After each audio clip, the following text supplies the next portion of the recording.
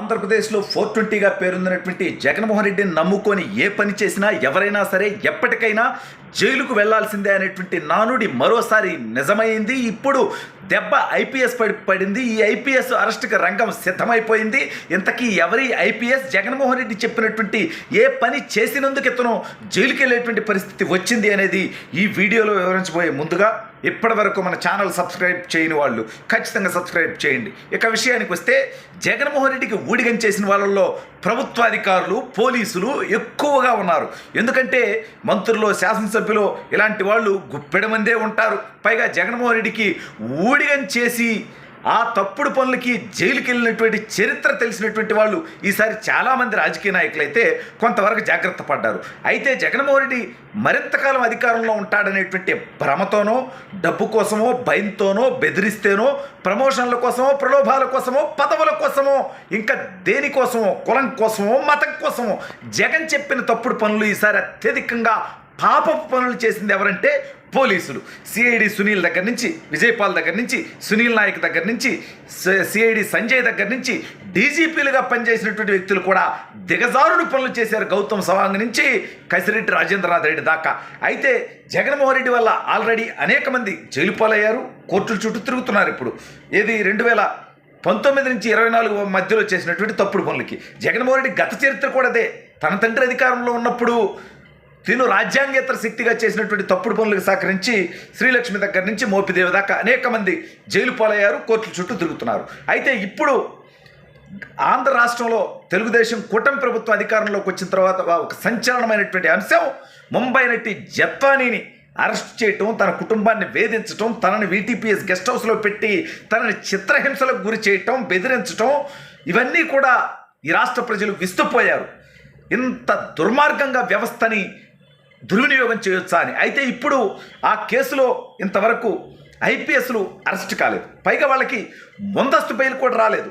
PSR Anjaneyulu అతను ఒక intelligence విభాగంలో అధిపతిగా ఉంటూ ఈ నీచానికి పాల్పడి కాంతిరాణా టాటాని, విశాల్ గున్నీని వాళ్ళకి డైరెక్షన్లు ఇచ్చి వాళ్ళకి ఫ్లైట్ టికెట్లు బుక్ చేయించి ముంబై పంపించి ఈ అక్రమ కేసు, ఈ అక్రమ అరెస్టు, ఈ వేధింపులకి సూత్రధారిగా, పాత్రధారిగా మొత్తం నడిపించినటువంటి వ్యక్తిగా ఉన్నటువంటి పిఎస్ఆర్ ఆంజనేయులు అంటే జగన్మోహన్ రెడ్డికి ఈ రకంగా సహకరిస్తే భవిష్యత్తులో డీజీపీ అవ్వచ్చు అనేటువంటి దురాశతో, పైగా దోచుకునేటువంటి డబ్బులు వాటాలు ఇస్తున్నందుకు, దోచుకోవడానికి ఫ్రీ హ్యాండ్ ఇచ్చినందుకు జగన్మోహన్ రెడ్డికి ఈ తప్పుడు పనులో అతను సహాయం చేశాడు.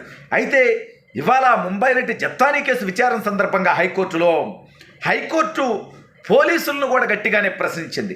అసలు అతనికి బెయిల్ రాలేదు, ముందస్తు బెయిల్ పిటిషన్ కూడా వేసినట్లేడు. అటువంటి వ్యక్తిని ఎందుకు అరెస్టు చేయలేదు మీరు, ఎందుకు చర్యలు తీసుకోలేదు మీరు అని హైకోర్టు ప్రశ్నించడం అనేది కూడా ఈ రాష్ట్రంలో ఇంకా కొంతమంది ముందు వెనుక ఆలోచిస్తూనో, లేకపోతే జగన్మోహన్ రెడ్డి చేసినటువంటి తప్పుడు పనుల మీద చర్యలు తీసుకోవాలంటే కొంత అలసత్వంతోనో ఉంటున్నారో ఆ అధికారులకి చెంపపెట్టు, చెప్పు దెబ్బ అని చెప్పుకోవచ్చు. ఇవాళ హైకోర్టులో జరిగినటువంటిది అత్యంత ఘోరంగా ఆ నటినే కాదు, తన తల్లిని, తన తండ్రిని, 60 సంవత్సరాల పైబడిన వాళ్ళని కూడా ఇక్కడికి తీసుకొచ్చి అరెస్ట్ చేయటం, వాళ్ళ తమ్ముడు దుబాయ్లో ఉంటే తన మీద లుకౌట్ నోటీస్ జారీ చేసి తనని కూడా ఇక్కడికి తీసుకొచ్చేటువంటి దుర్మార్గపు ఆలోచన చేయటం అంటే ఎంత దుర్మార్గం అంటే, ఎవరో ఒక పారిశ్రామికవేత్తను కాపాడటం కోసం ఆవిడ మీద ఒక ఫేక్ కేసు, ఇక్కడ కుక్కల విద్యాశాఖర్ అనేటువంటి జగన్మోహన్ రెడ్డి సన్నిహితుడు, వైసీపీ నాయకుడిని అడ్డం పెట్టుకొని, అంటే రాష్ట్రంలో ఉన్నటువంటి ప్రజలందరూ ఒకసారి ఆలోచించండి, దీనికోసం నీకు అధికారం ఇచ్చింది జగన్మోహన్ రెడ్డి. ఒక పక్క రాష్ట్రం నుంచి ఒక ఆడబిడ్డను తీసుకొచ్చి ఈ రకంగా అక్రమ కేసు పెట్టి తనని వేధించి చిత్రహింసలకు గురి చేసి తన కుటుంబాన్ని టార్చర్ చేయడం కోసమా జగన్మోహన్ రెడ్డికి అధికారం అప్పగించింది రాష్ట్ర ప్రజలు. ప్రజలు ఇతను చేసినటువంటి అరాచకానికి చెప్పుతో కొట్టి ఈ రవాల 11 సీట్లతో ప్రతిపక్ష హోదా లేకుండా ఇతన్ని ఇంట్లో మూలన కూర్చోబెడితే ఇంకా సిగ్గు లేకుండా నేను ధర్నాలు చేస్తా, మీరు ఆ బట్టలను నొక్కట్లే, నేను బట్టలను నొక్కాను, మేము సంపాదించి నొక్కావా, ఈ రాష్ట్రానికి సంపద సృష్టించి నొక్కావా, ఒక పరిశ్రమ తీసుకురాగలిగావా, ఒక రాజధాని ఏర్పాటు చేయగలిగావా, ఏం పీకేవని నిన్ను నమ్ముతారు జగన్మోహన్ రెడ్డి, ఏం పీకేవని నీకు ఓటేస్తారు జగన్మోహన్ రెడ్డి. కేవలం కులాల మధ్య, మతాల మధ్య, ప్రాంతాల మధ్య చిచ్చు పెట్టి నీ తప్పుల్ని ఎత్తి చూపితే, నీ తప్పుల్ని ప్రశ్నిస్తే సొంత పార్టీ వాళ్ళ, ఎదుటి పార్టీ వాళ్ళ, వాళ్ళు సామాన్యుల, ప్రజా సంఘాల, జర్నలిస్టుల అనేది కూడా మర్చిపోయి ఎవరి మీద పడితే వాళ్ళ మీద కేసులు పెట్టి పెట్టేకపోయావే. ఈ రకంగా నీ అనుయాయులకి లేకపోతే నీ సన్నిహితులకి దోచిపెట్టడం కోసం ఈ రకమైనటువంటి అక్రమ కేసులు పెట్టావే వాళ్ళని కాపాడటం కోసం మీ బాబాయిని వేసేసినటువంటి కేసు నీకు దమ్ము ఉంటే నీకు ధైర్యం ఉంటే నువ్వు నిజాయితీ పరుడు అయితే ఎందుకయ్యా విచారణ జరపలేదు?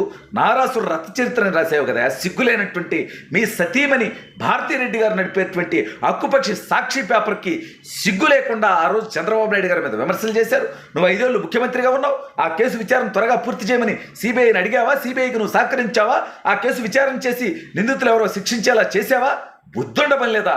ఇవాళ న్యాయస్థానాలు ఆ రోజు ఈ రాష్ట్రంలో ప్రజాస్వామ్యాన్ని కాపాడాయి. ఇవాళ కూడా న్యాయస్థానాలు ఇంత గట్టిగా చెబుతున్నా కూడా ఇంకా కొంతమంది ప్రభుత్వాధికారుల్లో చలనం రావట్లేదు. రాకపోతే మీరే ఇబ్బంది పడతారు.